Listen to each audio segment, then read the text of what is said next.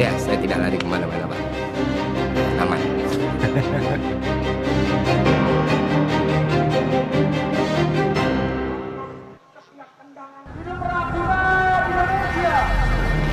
Ruang digital lagi-lagi jadi sorotan dalam penyampaian kritik. Nama Ferry Irwandi, CEO Malaka Project dan konten kreator yang sering membahas soal isu sosial dan kerap mengkritik kebijakan pemerintah, kini sedang dalam bidikan patroli siber. Ferry yang kerap lantang menyuarakan pendapatnya di ranah siber, kini berada di sorot siber Mabes TNI. Seorang jenderal mengaku menemukan dugaan tindak pidana dari aktivitas digital Ferry dan bahkan telah berkonsultasi ke Polda Metro Jaya. Kasus ini bukan sekedar urusan hukum. Kasusnya membuat publik menyoroti di mana batas militer dalam kehidupan sipil dan bagaimana nasib kebebasan berpendapat di negeri ini. Di balik wajah muda dengan kata-kata lantang, ada jejak panjang perjalanan Ferry Irwandi.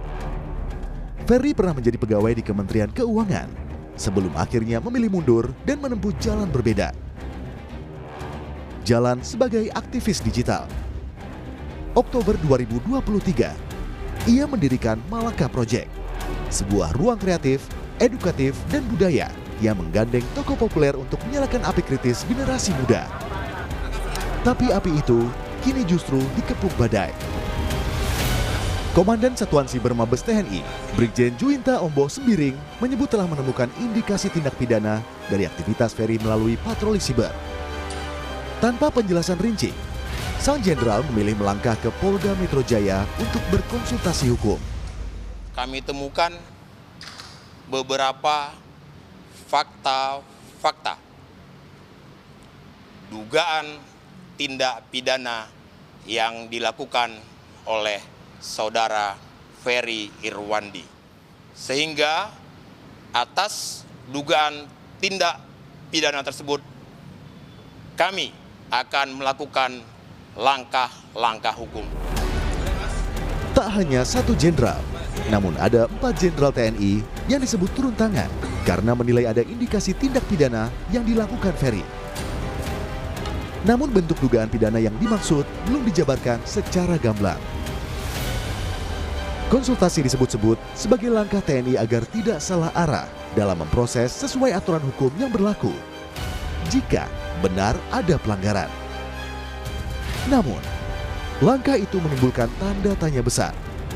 Apa sesungguhnya kesalahan Ferry? Apakah ujaran kebencian, fitnah, atau sekedar kritik yang dianggap mengganggu? Tidak tinggal diam, Ferry lewat akun media sosialnya akan menghadapinya dan bilang dirinya tak lari kemana-mana. Dan saya harus konfirmasi, pesan atau apapun nggak pernah sampai ke saya. Jadi itu aja sih. Dan kalau misalnya tindakan ini dianggap bikin saya takut, khawatir, cemas, tidak Pak. Saya akan jalani, saya nggak akan play victim, rengek-rengek, tidak. Gitu. Kalau memang mau diproses hukum, ya ini kan negara hukum, kita jalani bersama gitu. Ya, saya tidak lari kemana-mana Pak. Langkah TNI membidik Ferry Irwandi memantik gelombang kritik. Aktivis HAM Usman Hamid menyebut, tindakan TNI ini sudah di luar tugas pokoknya sebagai penjaga keamanan negara. Mengenai ancaman siber yang diselidiki TNI, seharusnya menurut Usman adalah ancaman terhadap pertahanan negara. Sehingga ia menilai, tindakan TNI melaporkan Ferry adalah bentuk ancaman kebebasan berekspresi. Saya kira tindakan itu adalah tindakan yang tidak sepatutnya dilakukan karena berada di luar tugas pokok dan fungsi dari TNI. TNI itu adalah alat negara untuk melaksanakan kebijakan di bidang pertahanan. Bukan urusan keamanan dalam negeri, bukan urusan tindak pidana seperti yang mau diarahkan pada Ferry Irwandi. Kalaupun kita mau berbicara tentang ancaman cyber, seperti yang dimaksud oleh Komandan Satgas Cyber Mabes TNI, maka ancaman cyber yang dimaksud adalah ancaman cyber pertahanan atau cyber defense, bukan ancaman cyber segala ancaman. Kalau begini caranya, ini namanya ancaman terhadap kebebasan berekspresi. Berbeda pendapat dengan Usman, mantan Kepala Badan Intelijen Strategis TNI Soleman Ponto mengungkap pernyataan Ferry Irwandi bisa mengakibatkan bercerai-berainya bangsa. Sehingga TNI merasa difitnah. Namun pertanyaannya, pendapat yang bagaimana yang boleh disampaikan? Kalau pendapat ini dapat mengakibatkan bercerai-berainya bangsa ini, apakah iya boleh? Yang pertama, kalau pendapat itu mengandung fitnah, apakah itu boleh? Nah, kan itu pertanyaannya. Nah, TNI sekarang ini yang dia sampaikan itu karena merasa difitnah. Dengan apa? Mahkamah Konstitusi dalam putusannya menyatakan institusi negara termasuk TNI bukan subjek hukum yang bisa melaporkan pencemaran nama baik. Wakil Direktur Siber Polda Metro Jaya AKBP Fian Yunus menjelaskan dugaan tindak pidana yang dikonsultasikan pihak TNI adalah dugaan pencemaran nama baik terhadap institusi yang dilakukan Ferry Irwandi. Putusan MK kan institusi kan nggak bisa melaporkan, harus pribadi kalau pencemaran nama baik. Kan itu maksudnya kalau tidak pidana Ferry Irwandi, pencemaran nama baik, ya. Terhadap institusi atau terhadap perorangan? Institusi. Apakah militer akan membatasi diri atau justru makin jauh memasuki ruang sipil antara kuasa dan suara? Siapa yang lebih unggul untuk menciptakan demokrasi yang hidup? Tim Liputan, Kompas TV. Saudara Kapuspen TNI Brigjen Freddy Ardiansah bilang bahwa konten Ferry Irwandi memiliki unsur berita bohong terkait pernyataan Ferry soal darurat militer.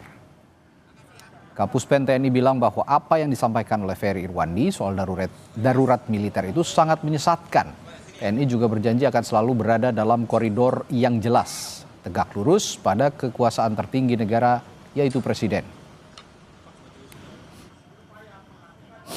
Wah, itu salah besar itu kalau dikait-kaitkan sama darurat militer itu. Makanya itu kemarin Dansat Cyber juga menyampaikan secara gamblang dan jelas ya bahwa ada unsur-unsur penyebaran berita bohong di situ. Ya, udah disanggah berulang kali baik itu oleh Wapang TNI, Wakil Panglima TNI maupun oleh Menhan sendiri ya terkait itu. Jadi tidak mungkin kita melaksanakan hal-hal yang seperti yang disampaikan itu dan saya kira meresahkan masyarakat ya adanya darurat militer itu sangat-sangat menyesatkan saya kira ya. Akan tetapi ya, saya sangat berharap bahwa semuanya harus berlandaskan pada informasi yang valid, kemudian yang aktual. Jangan sampai semua berita-berita ataupun penyampaian-penyampaian itu yang sifatnya itu memanipulasi sebuah berita yang salah, itu jadinya akan memecah belah, ya kan? Kemudian mengadu domba dan memprovokasi saya kira.